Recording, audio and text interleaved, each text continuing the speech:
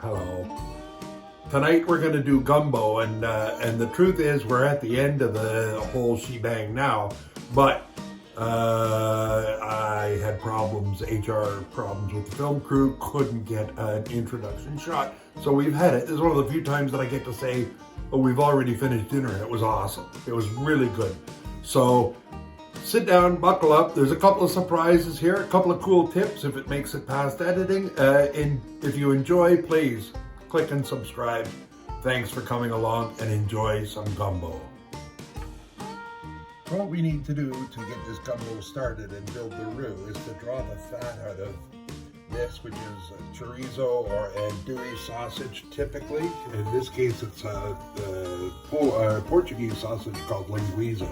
So we're going to put that into the pot and render the fat out of it. Once we get the fat out of it, we'll go back to adding this duck breast, get the fat out of that as well, then take everything out, set it aside, and build the roux.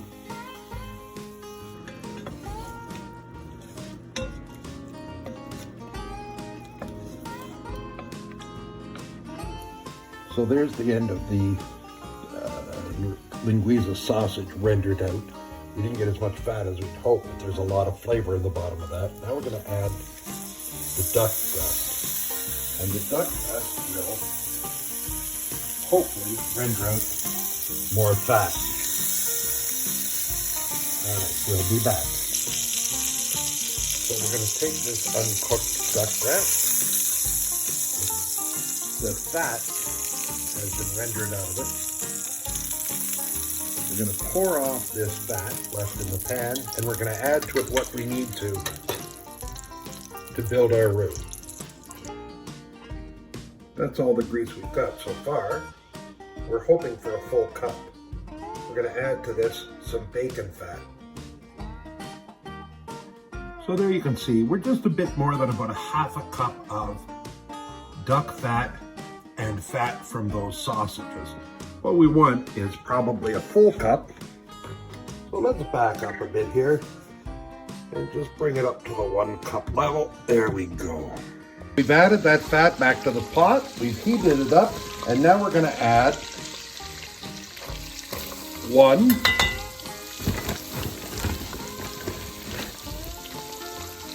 2 cups of flour.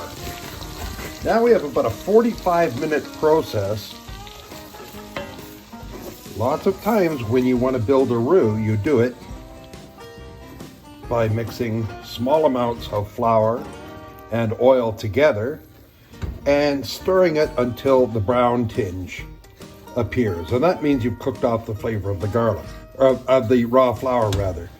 In this particular instance, what we're going to do is we're going to be building this and building the flavor base out of this roux. So when I say this is a 45-minute process, it's because it takes that long for it to render down and to become a very, very dark brown, almost like chocolate.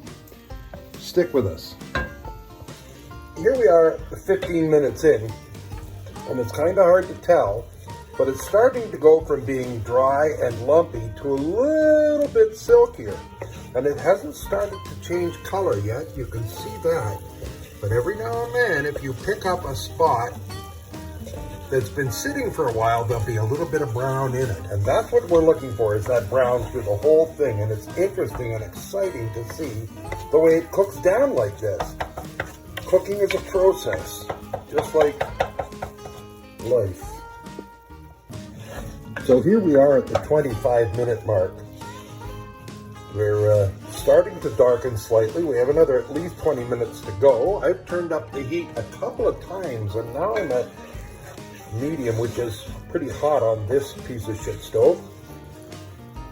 But there's most interesting part for me is how it went from being so dry and lumpy and thick to being this consistency. There's some science, some principle of science involved here. I don't know what it is. I'm a cook, I'm not a fucking scientist. Anyway, back soon. One thing to really keep in mind with this is that this is not something that you're cooking. This is something that's very, very hot.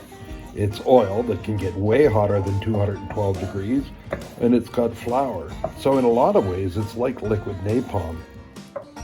Hi, we're back, and we finished the roux.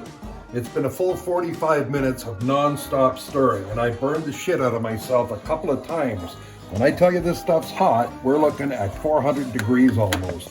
That is what the finished roux looks like, and it's pretty astonishing that it started out as white clumps and turned into this after 45 minutes.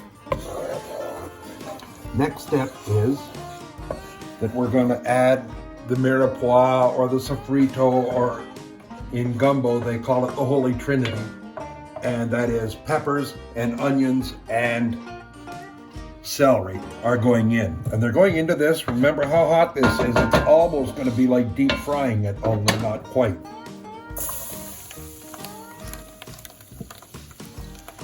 But it'll cook fairly quickly.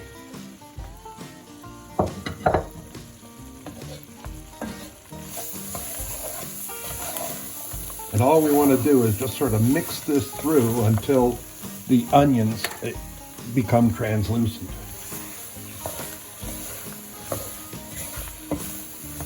And that's only going to take a second.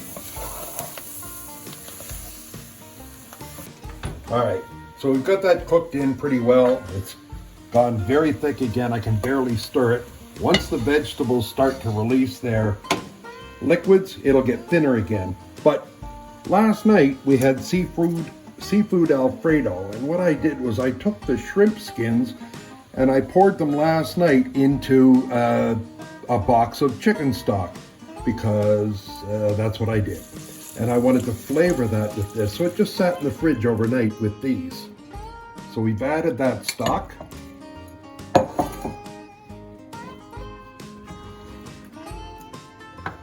And we're just going to let that come up to heat. Like I said, it shouldn't take very long. And you'll see that roux, all that flour now dissolving into this chicken stock and the vegetables.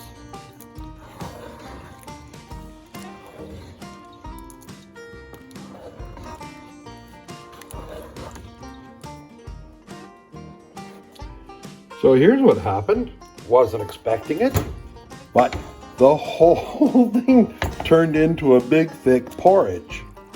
So what I'm thinking is that the 2-to-1 should have been half a cup of oil to 1 cup of flour instead of more, because there's so much toasted flour here that I should have broken it up and put 1/2 of that roux in the freezer.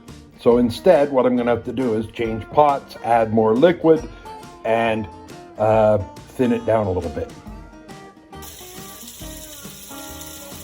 Yep, I absolutely went overboard with the roux. There it is with 2 boxes of chicken stock, and you can see it's still too lumpy to pour. So I've had to go DEFCON 4 on this mama and go to a bigger pot.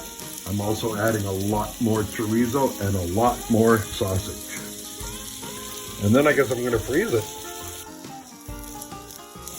Okay, so I've got some more chorizo and some cut up duck breast. I'm going to add that to the soup, and then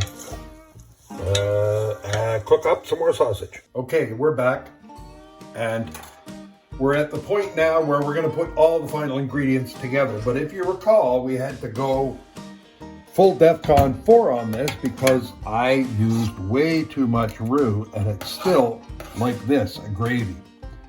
So what we're going to do is we're going to add a can of tomatoes that I've smushed up and made small. This is rotel. This is an American phenomenon, which is diced tomatoes and green peppers. This is the mild version, and I saw a can of it in the grocery store and wondered what to do with it and figure what the hell.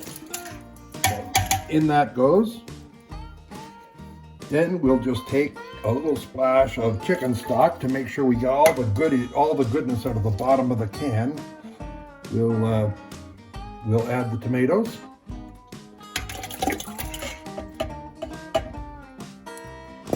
And use a little of this to make sure that all the goodness gets gone in there. And then finally, I'm going to add the meat. Actually, this isn't the final bit, but in goes the meat. So what I've got here, if you recall, or you don't recall, I did 3 more Italian sausages. I'll let them cook in there and then I'll slice them up. But I browned them off. And a whole other chorizo sausage, and all that duck breast that we rendered the fat out of is there now, plus the original chorizo cooked down, and that all goes in. Every last yummy bit of it. And then finally, we're going to add the rest of this chicken stock.